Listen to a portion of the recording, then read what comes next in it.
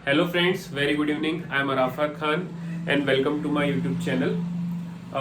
आज हम लोग एक बहुत इंपॉर्टेंट टॉपिक डिस्कस करने वाले हैं। डेफिनेट इंटीग्रल का ये टॉपिक है और ये टॉपिक कर लेने के बाद फॉर श्योर आपका एक क्वेश्चन पक जाता है एग्जाम में। आप वहां से एक क्वेश्चन बना सकते हैं क्योंकि ऐसे वो एक वैसा टॉपिक है जहां से एग्जाम में क्वेश्चन आते ही रहते हैं। तो इसलिए वीडियो को सारा एंड तक देखो सो दैट आप वो क्वेश्चन पढ़ो और आपका एग्जाम में एक टॉपिक पूरा रेडी हो जाए। एक्चुअली मेरा ये ऐसे शॉर्ट वीडियोस बनाने का जो कंसेप्ट है वो ये है कि मैं ज्यादा थ्योरी पे बिलीव नहीं करता। ओके, बहुत ज्यादा थ्योरी है बेटा। देखो 25 टॉपिक है, वो 25 टॉपिक आपको पढ़ना है, आपको 2 साल भी ढंग से नहीं मिलता है। ठीक है, अब आपको 30 क्वेश्चन आते हैं, 30 में से 25 ही सॉल्व करना है।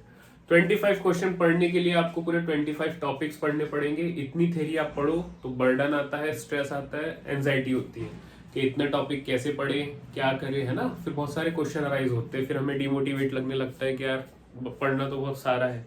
तो मेरा ये फोकस रहता है ना कि जो बिल्कुल कंफर्म चीजें हैं उतनी ही बच्चों को बताओ और क्वेश्चन ज्यादा सॉल्व करवाओ, रादर देन पूरा उसका जो थ्योरी पार्ट है वो करवाने की जगह। ठीक है, अब पूरा थ्योरी पार्ट हम लोग नहीं करते, जो मेन मेन टॉपिक्स है उस पर डायरेक्ट क्वेश्चन सॉल्व करते हैं थोड़ा सा थ्योरी पढ़ के। तो क्वेश्चन सॉल्व करने से ये होता है ना कि आपको थ्योरी लर्न हो जाती है। आप थ्योरी लर्न करते जाओगे, लर्न करोगे और क्वेश्चन सॉल्व कर नहीं करोगे तो आपका वैसे भी कुछ होने वाला है नहीं। इंपॉर्टेंट रहता है मैथ्स में क्वेश्चन की प्रैक्टिस करना। और ये देखो टाइम तो वैसे भी बहुत एंड में आ चुका है हमारा। ऐसे सिचुएशन में तो मैं और रिकमेंड नहीं करूंगा कि आप लोग थ्योरी सॉल्व करो। तो बेटर है आप क्या करो, क्वेश्चन लो, क्वेश्चन को पढ़ो, उसको समझो, उसको सॉल्व करने की कोशिश करो कि कौन से टॉपिक्स है। और पहले जो मेजर टॉपिक है उससे करो, उसके बाद जो ऐसे कुछ टॉपिक्स है जिससे थोड़ा ऑप्शनल आते हैं क्वेश्चन, कभी आते हैं कभी नहीं आते, तो बाद में वो टॉपिक को पकड़ना।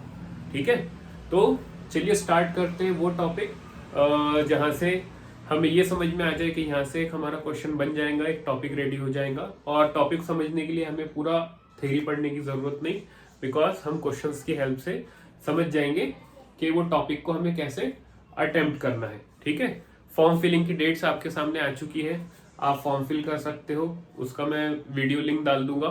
ठीक है, उसके बाद सिलेबस जो रिड्यूस हुआ है वो भी मैं डाल दूंगा, वो आप देख सकते हैं। चैनल पे अगर आप न्यू है तो चैनल को सब्सक्राइब कर लो और वीडियो को लाइक करो। तो चलिए स्टार्ट करते हैं।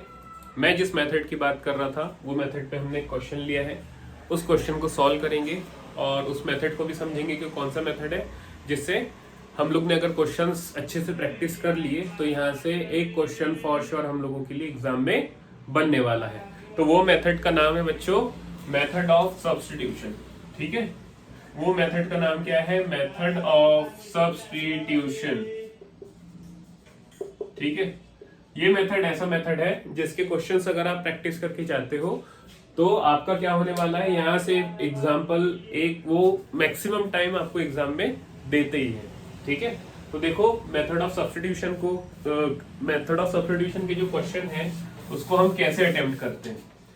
सो डेफिनेट इंटीग्रल में ये जो टॉपिक है मेथड ऑफ सब्स्टिट्यूशन बहुत ही सिंपल टॉपिक है, एग्जाम में बहुत स्कोरिंग है, इजीली क्वेश्चन आ जाते हैं। डेफिनेट इंटीग्रल से बहुत 3-4 वैरायटी के क्वेश्चन आते हैं, एक एक करके हम सारा कवर कर लेंगे।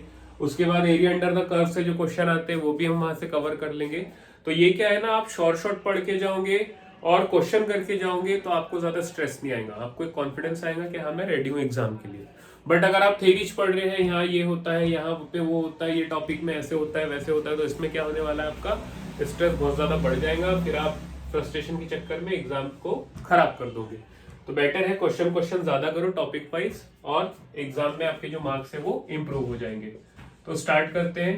क्या है यहाँ पे, integration from 0 to 1/2 x² upon 1 - x² to the power 3/2 dx। ठीक है, क्या बोल रहा है, if the value of this integral, ये इंटीग्रल की वैल्यू अगर कितनी है, k/6 है, तो क्या करने बोल रहा है वो, तो वो बोल रहा है then k is equal to, तो बताओ k की वैल्यू क्या होगी। पेन हम लोग चेंज करते हैं। हाँ, तो k क्या होगा, k के लिए 4 ऑप्शन दिए उसने, 2√3 + π, 2√3 - π, 3√2 + π, 3√2 - π, ऐसे 4 ऑप्शन हमको दिया है। अब इसको सॉल्व करना है, तो method of substitution is a very simple method. तो यहाँ पे देखो क्या करेंगे, लिखेंगे put x is equal to sine theta.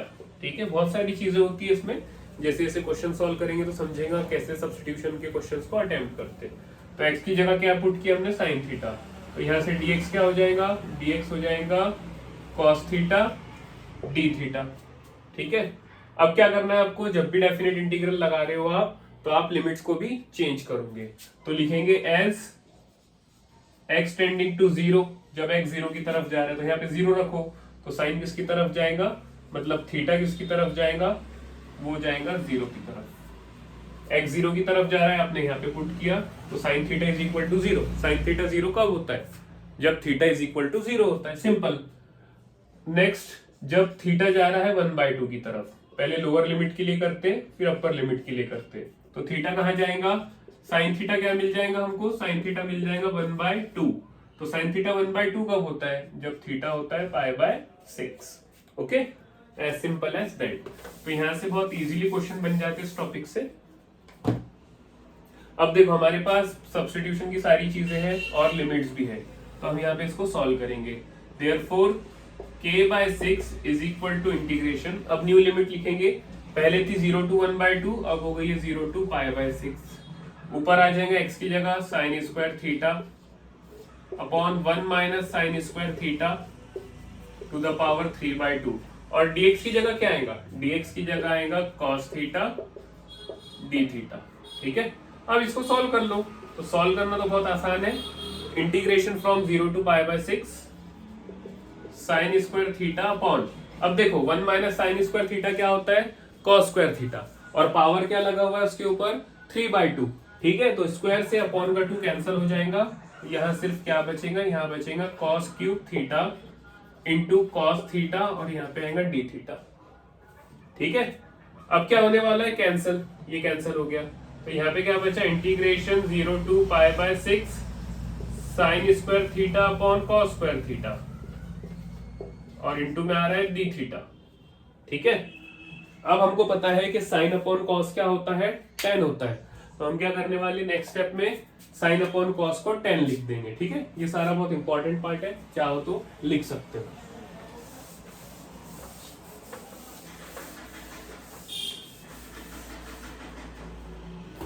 हाँ, तो ये हो जाएगा is equal to 0 to π/6 sine upon cos क्या हो गया, tan, और उसमें लगा है स्क्वायर इंटू डी थीटा, तो इंटीग्रेशन क्या आया, tan square theta into d theta.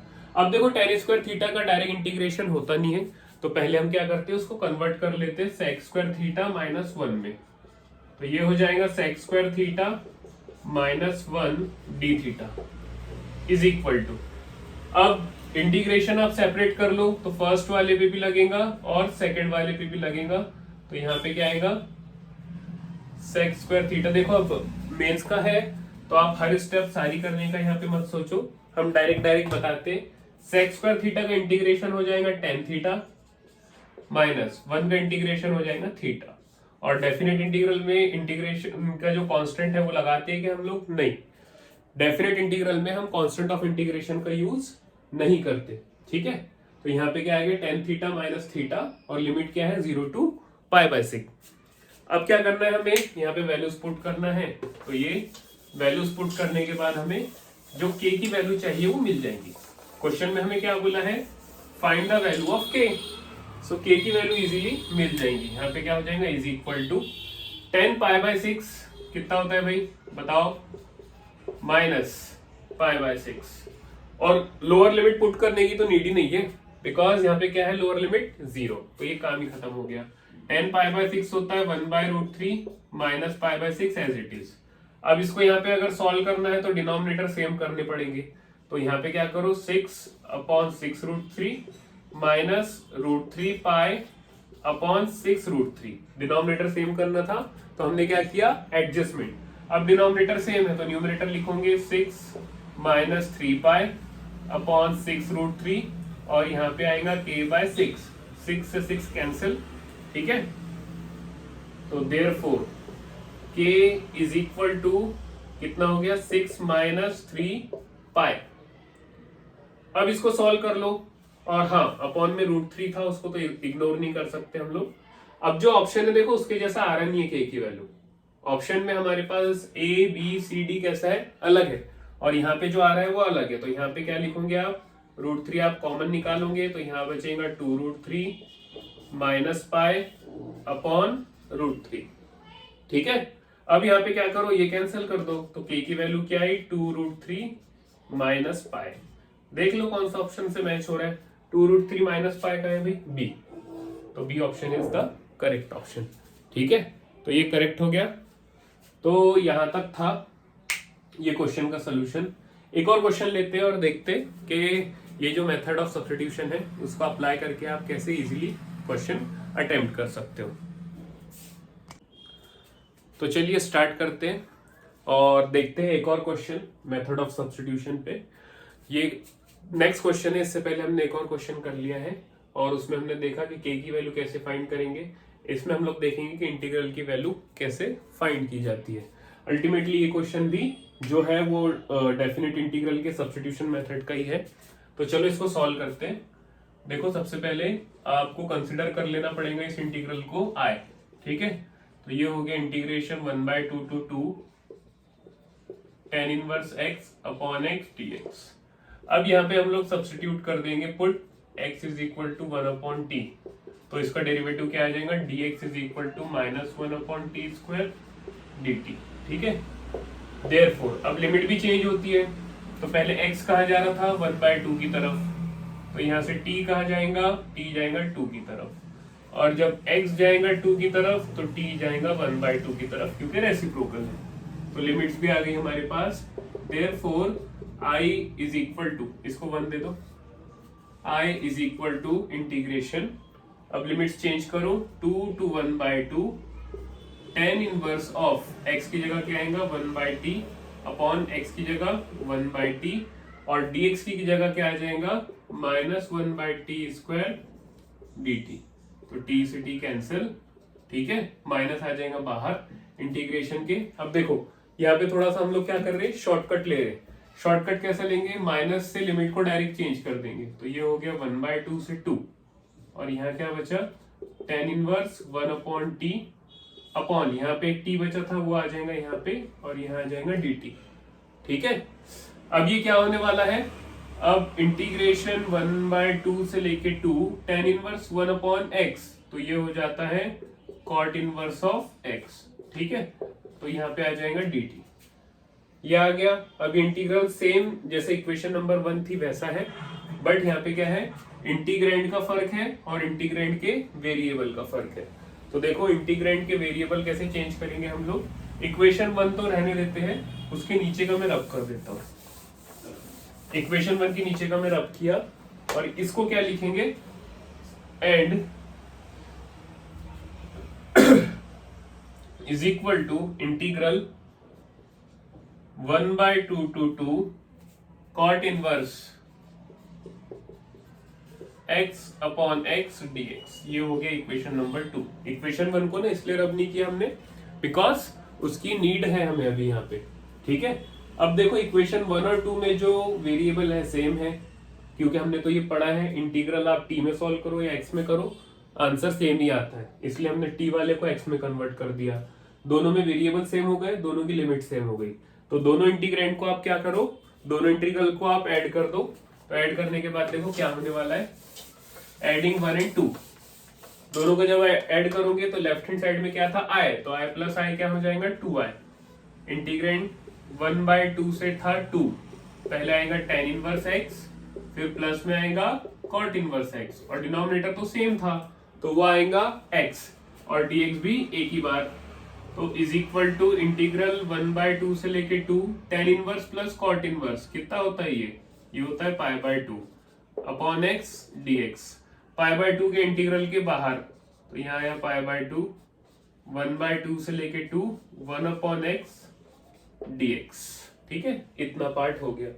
अब 1/x का हमको पता है इंटीग्रल क्या होता है। ठीक है, तो 1/x का देखो इंटीग्रल जो होगा वो क्या हो जाएगा, ln ऑफ x, तो ये हो गया इज इक्वल टू π/2, इधर 2i देखो एज इट इज चल रहा है, हाँ? 2i इस साइड एज इट इज चल रहा है, ये हो गया पाई बाय 2 इंटू, हाँ ये हो जाएगा ln ऑफ x, और यहां पे लगा देंगे लिमिट्स 1/2 से लेके 2। अब लिमिट पुट करो तो pi by 2 ln of 2 minus ln of 1/2। अब ln ऑफ 1/2 का मतलब क्या होता है?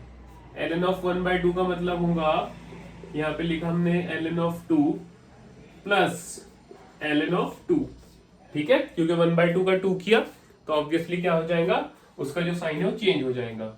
तो ये हो जाएगा पाई बाय 2, ln ऑफ 2 को क्या लिख सकते हो आप, log टू द बेस 2, और ये दोनों 2 टाइम्स था तो यहाँ पे आ जाएगा 2, ये 2 से 2 कैंसल, ठीक है। तो क्या बचा लेफ्ट हैंड साइड में? लेफ्ट हैंड साइड में हमारे पास जो है,